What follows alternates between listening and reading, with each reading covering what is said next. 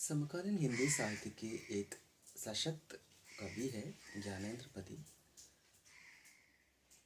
आंख हाथ बनते हुए शब्द लिखने के लिए ही ये कागज बना है। गंगा तट, शमशे आत्मा, भिनसार, कवि ने कहा, मन को बनती मनई आदि ज्ञानेंद्र पति का काव्य संग्रह है। पढ़ते गढ़ते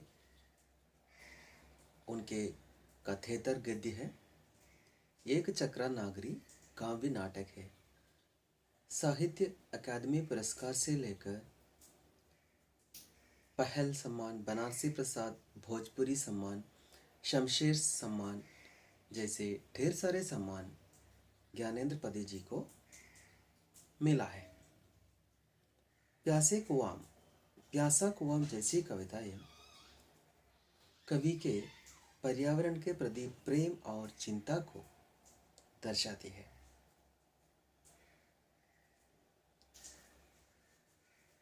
प्यासा कुआं कविता में कवि समकालीन समाज के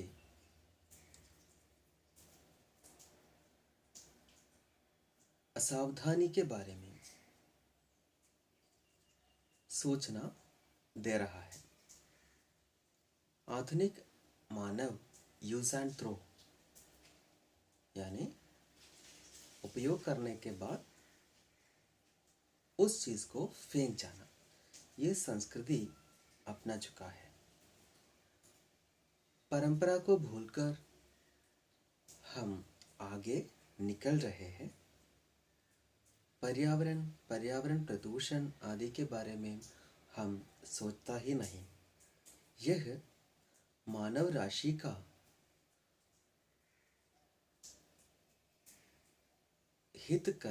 मानव राशि को हितकर नहीं है। मानव राशि के सत्यानाश का कारण इसके कारण होने की संभावना है। वर्षों की वर्षा से पानी से भरा हुआ वह कुआं लोगों के प्यास बुझाता था।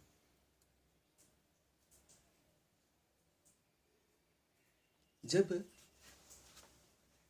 प्यास बुझाने वाला उस कुआं का पानी बंद हो गया, तब कुआं को पता चलता है प्यास क्या होता है। पहले बाल्टियां लेकर लोग कुआं से पानियां भरते थे और अपना प्यास बुझाते थे, लेकिन अब आता ही नहीं।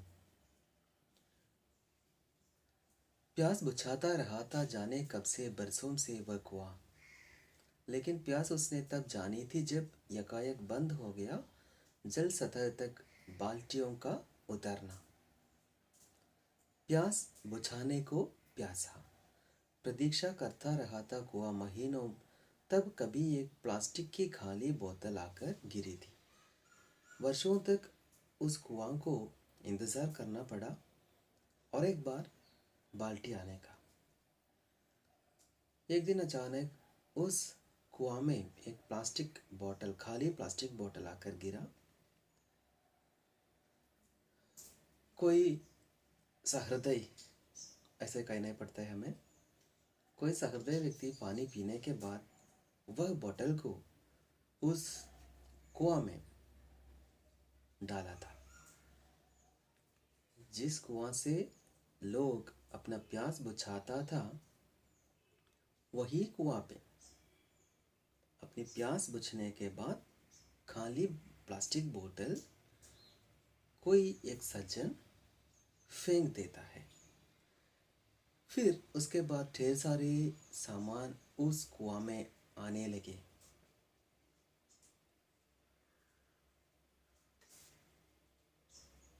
उसी बीच कुआं के सामने ही एक हैंडपंप लगा दी थी। अब तक हैंडपंप की उसे चिढ़ाती आवाज भी नहीं सुन पड़ती। एक गहरा सा कूड़ादान है वह। अब वह कुआं जो सभी लोगों का प्यास बुझाने वाला था, एक कूड़ादान के रूप में बदल चुका है। उसकी प्यास सिसकी की तरह सुनी जा सकती है अब भी, अगर तुम 2 पल उस औचक बुझाए कुएं के पास खड़े हो चुप। कवि हमें बता रहा है, अगर तुम उस कुआं के पास जाने का और उस कुआं से जो आवाज बाहर निकलता है वो सुनने का अवसर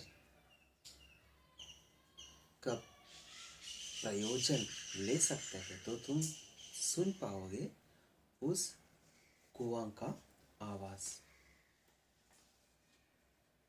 ये उसके प्यास की प्रतिध्वनि है।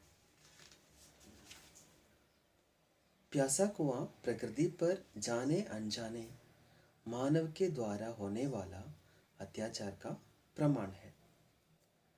अनादिकाल से मानव को पानी पिलाने वाले कुआं आज लगभग हर जगहों पर कूड़ादान के रूप में बदल चुका है।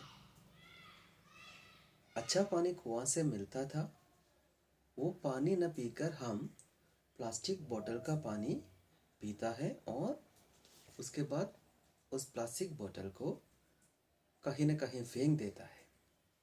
इसके कारण पर्यावरण पर ढेर सारी समस्याएं हो रहे हैं। हमें मालूम है, आज हमारे मौसम बिल्कुल बदल गया है। इसका मूल कारण तो ये लापरवाही ही है। यही कवि हमें समझाने की कोशिश कर रहा है। मानव के प्रगति शोषण के कारण मानव को और आने वाले पीढ़ी को